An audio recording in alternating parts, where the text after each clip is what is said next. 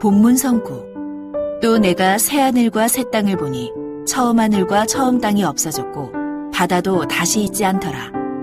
또 내가 보매 거룩한 성 새 예루살렘이 하나님께로부터 하늘에서 내려오니 그 예비한 것이 신부가 남편을 위하여 단장한 것 같더라. 그 성곽은 벽옥으로 쌓였고 그 성은 정금인데 맑은 유리 같더라.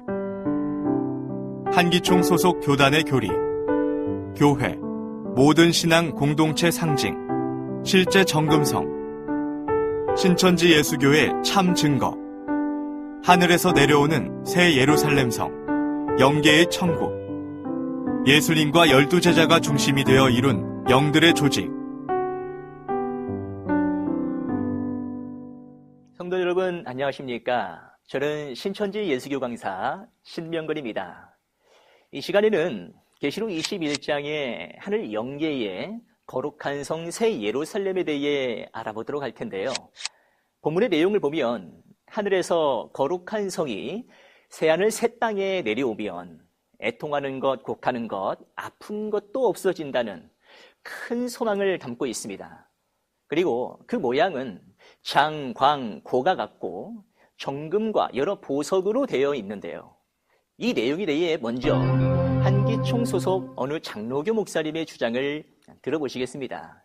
과연 참말인지 아니면 거짓말인지 여러분들께서 잘 보시고 판단해 보시기 바랍니다. 새 예루살렘이 하늘에서 내려온다고 그랬어요. 하늘에서 내려오기 전에 이 새 예루살렘이 어디에 있었느냐? 하늘에 있었다는 의미입니다. 이는 실제로 요한계시록 4장에 보면, 4장 생각나시죠? 구약과 신약의 모든 교회 공동체를 의미합니다. 이 새 예루살렘 성 이꼴 어린 양의 아내. 어린 양이 누구냐면 예수 그리스도죠. 그래서 예수 그리스도의 아내가 누구냐 할 때 요거는 딱 하나밖에 없습니다. 성도 여러분. 그리고 개인 성도 여러분을 모은 것을 교회. 잘 보셨나요? 성도님들은 이 주장을 듣고 어떤 생각이 드십니까? 새 예루살렘 성이 바로 성도 여러분, 그리고 교회라니 하늘에서 내려오려면 하늘에 살고 있어야 할 텐데요. 성도님들, 저희가 하늘에 있습니까? 저희들이 언제부터 저 하늘에 있었나요? 저는 고소공포증이 있는데 우리가 하늘에 살고 있다면 아이고 그리고 이 성이 정금으로 되어 있다고 하는데 그럼 저와 성도님들이 왜이라는 말입니까? 그럼 몸무게가 많은 사람일수록 좋겠네요. 혹시 성도님의 몸무게는 몇 킬로그램이십니까? 이보다 더 허무맹랑한 주장이 또 있습니다. 이번엔 한기총 소속 어느 성결교 목사님의 주장입니다. 자, 보시겠습니다. 여러분 너무 그냥 비유적으로만 해석하면 안 돼요. 문자적으로 해석해도 별 무리가 없습니다. 그렇게 보는 게 좋아요. 그래서 많은 성사학자들은 이 수정과 같이 맑은 벽옥이 무엇일까? 다이아몬드일 것이다라고 추측을 많이 합니다. 그래서 하나님의 임재하신 빛을 보다 더 화려하고 아름답게 비춰주는 역할을 새 예루살렘이 했던 것으로 이렇게 보게 됩니다. 12,000 스타디온, 이건 그 당시에 사용했던 청량의 단위입니다. 킬로미터로 따지면 2,200km예요. 서울에서 부산까지 500km. 그거에 한 5배 정도 되는 것이다라고 이해하시면 될 것 같습니다. 크긴 크지만 생각보다 그렇게 크지 않다는 느낌을 드는 분들이 있을 줄 압니다. 성도님들 어떻습니까? 기초석 중 하나인 벽옥은 다이아몬드라고 주장하고 있습니다. 금도 모자라서 이번엔 다이아몬드라니. 그리고 그 크기가 무려 2200km라고 합니다. 하늘에서 이렇게 커다란 다이아몬드로 만들어진 교회가 내려온다고 하는데 과연 존재하는 크기일까요? 가로, 세로, 높이가 모두 똑같다고 하니 똑바로 세워놓으면 꼭대기가 지구 밖으로 나가야 할 것 같습니다. 심지어 같은 한기총 소속의 어느 수목음교회 목사님은 교회가 하늘로 올라간다고 주장을 했는데 올라갔습니까? 올라가지 않았습니다. 이렇게 이치에도 맞지 않고 같은 한기총 소속인데도 서로 엇갈린 주장을 하고 있는 모습. 마치 거짓말 대회에 나가서 1등 하려고 몸부림을 치는 것 같습니다. 그럼 성도님들은 누구를 응원하시겠습니까? 한번 손들고 말씀해 보시지요. 세상에 이런 엉터리 거짓말이 어디 있습니까? 한기총 목사님들이 이렇게 주장하는 이유는 계시록 21장 거룩한 성새 예루살렘의 모습을 표현했을 때 12보석과 12진주 문과 정금길이 있다고 하니 이 내용을 문자 그대로 육적으로 풀어서 해석했기 때문입니다. 이런 한기총 목사님의 주장은 자의적인 해석이고 거짓말이며 사단의 교리이고 선악과입니다. 그렇다면 오늘날 우리 신앙인들은 거룩한 성새 예루살렘의 참뜻이 무엇인지 어떻게 알 수 있을까요? 마태복음 13장에서 예수님은 천국에 대한 비밀을 비유로 말씀하셨는데 요한복음 16장 25절에서는 그 비밀을 때가 되면 밝히 일러주신다고 하셨습니다. 이와 같이 이 계시록의 내용을 알기 위해서는 예언이 실상으로 나타나는 때가 되어야 하고 그 모든 것을 보고 들은 약속한 목자가 출현해야 깨달을 수 있는 것입니다. 그럼 지금부터 약속의 목자를 통해서 증거되고 있는 새 천지의 바른 증거에 대해 살펴보겠습니다. 먼저 구약시대의 예루살렘은 예로부터 이스라엘 나라의 도성으로서 하나님의 나라와 선미를 상징하는 곳이었는데요. 예수님 초림 이후로는 영적인 시대가 열림으로 육적 지명인 예루살렘을 의미하는 것이 아니라 선미를 상징하는 영적인 예루살렘으로 바뀌게 된 것입니다. 계시록 11장 8절에서는 두 증인이 죽은 곳을 영적으로 하면 소돔, 애굽, 예수님께서 십자가 지신 곳으로 말씀하시고 있습니다. 이것으로 볼 때 단순히 육적인 지명이나 장소를 말하는 것이 아니라 영적인 의미가 있음을 알 수가 있습니다. 본문 계시록 21장의 새 예루살렘도 육적인 지명을 말하는 것이 아니라 영적인 의미가 있다는 것입니다. 그럼 육적 예루살렘을 빙자한 영적 예루살렘은 무엇일까요? 먼저 예레미야 3장 17절에 예루살렘을 하나님의 보호자라고 예언하신 이 말씀은 예언된 지 약 600년 후에 예수님 초림 때에 이루어졌는데요.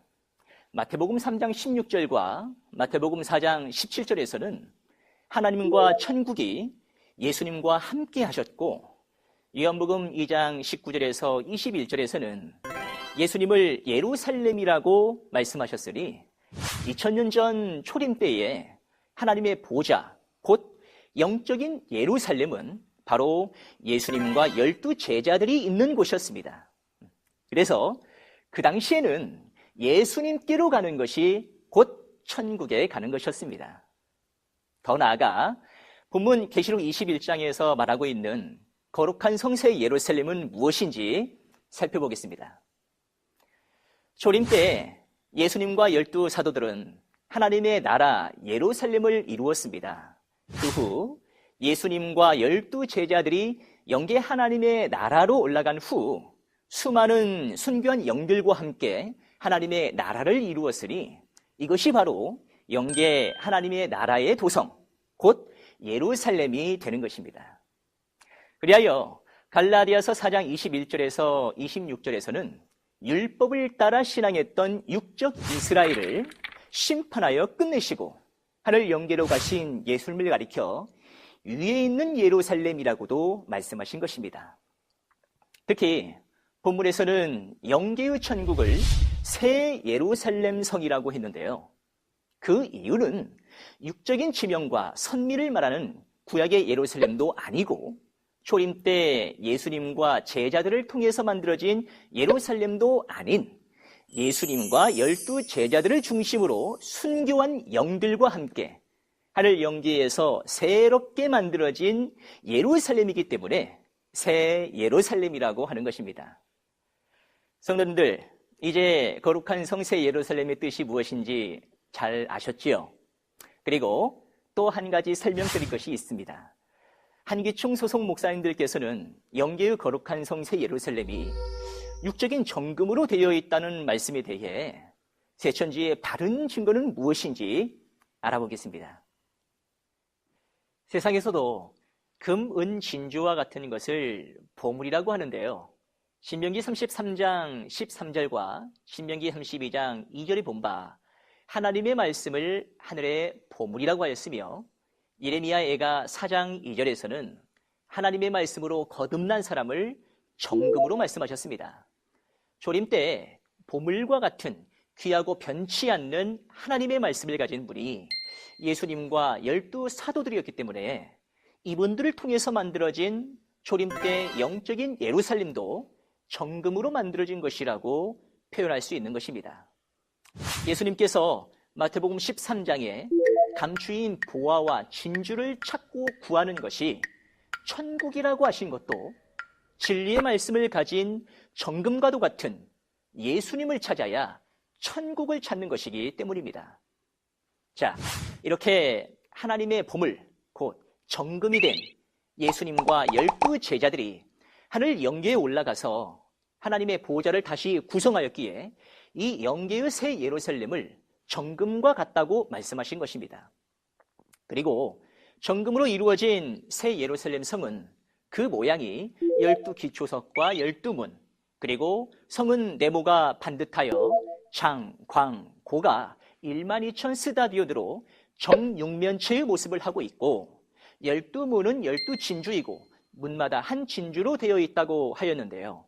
여기서 12 기초석이라고 하는 이유는 예수님과 함께 순교한 12 제자들이 중심이 되어 그들이 기둥이 되어서 이루어진 성이기 때문이고, 12문이라고 하는 이유는 12 제자를 통해 말씀을 배워야만 새 예루살렘에 들어갈 수 있기 때문이며, 장, 광, 고가 같고 12,000 스다디온이라고 하는 것은 계시록 7장 5절에서 8절 말씀처럼 하나님의 인맞은 자가 한 지파마다 12,000명으로 똑같고 12지파가 모두 14만 4천 명이라는 의미입니다.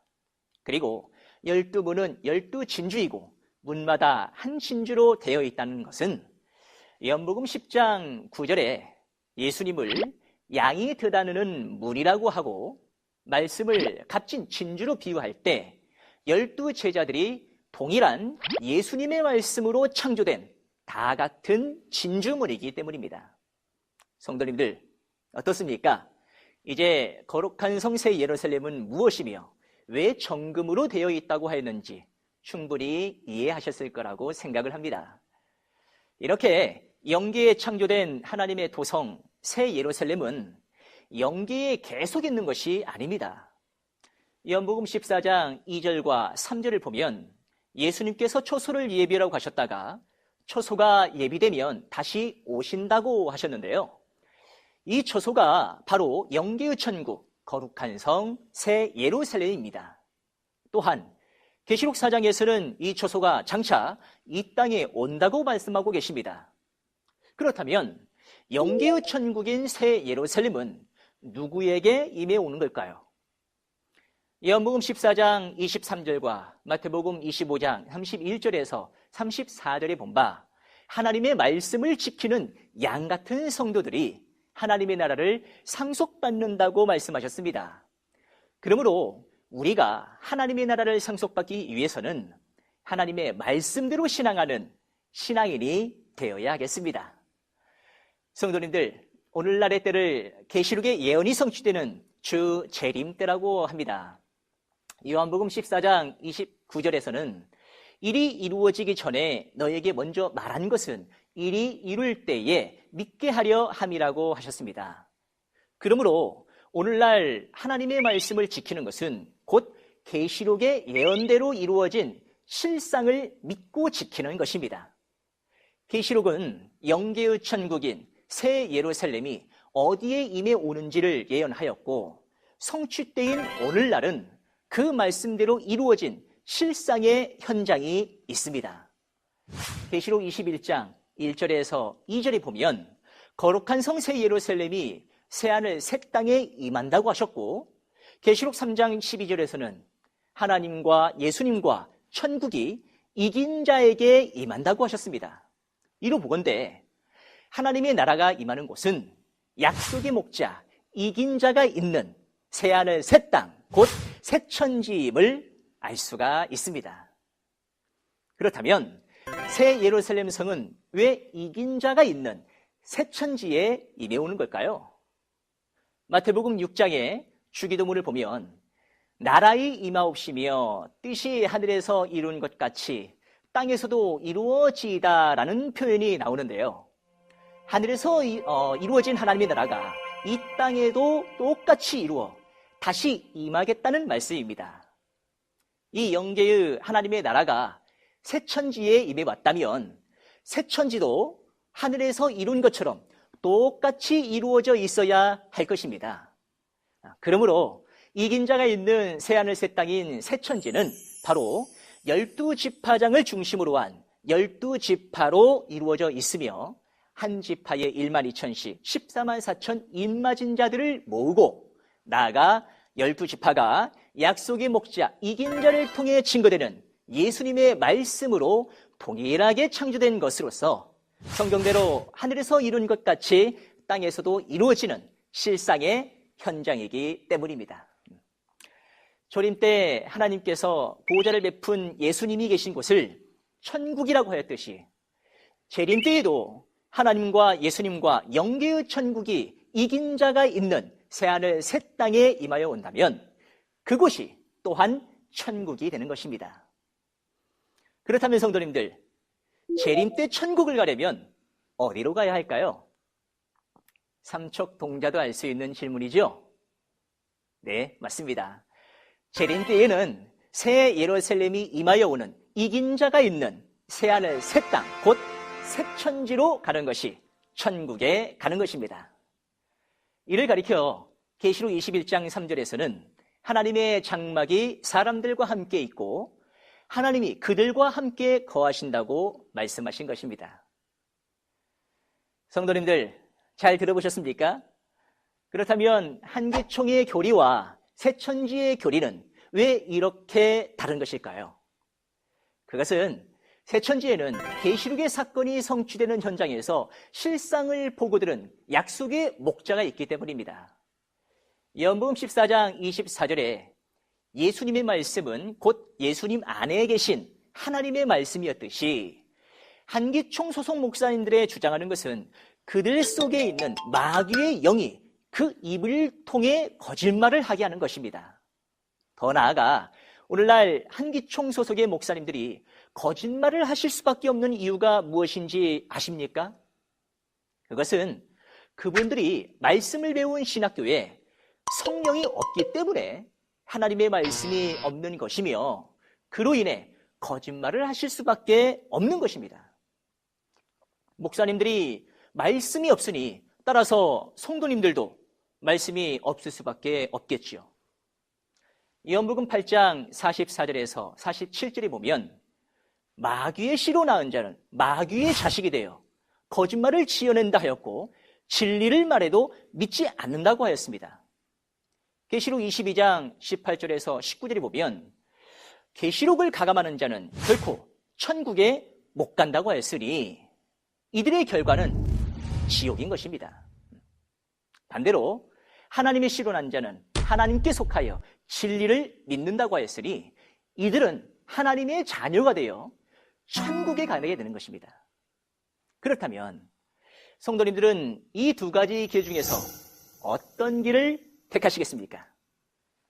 새 예루살렘에 대해 하늘에서 내려오는 거룩한 성 새 예루살렘, 즉 영계의 천국이라고 라치는 새 천지에서 하나님의 신, 하나님의 말씀을 받아 천국으로 가시겠습니까?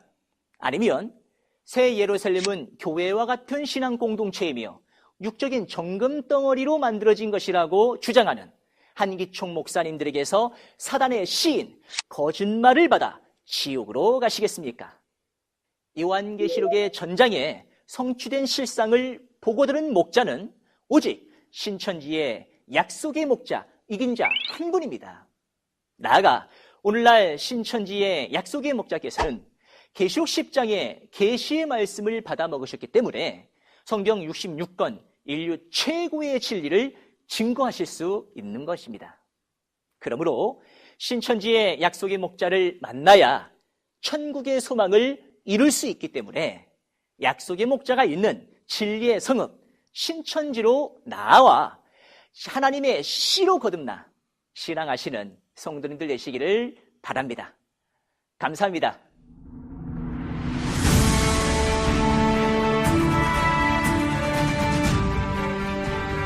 바른 증거를 한 것은 오직 성도들의 성경 지식과 올바른 신앙을 위한 것입니다.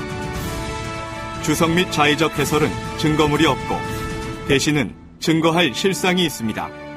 판단 기준은 성경 말씀에 입각해야 합니다.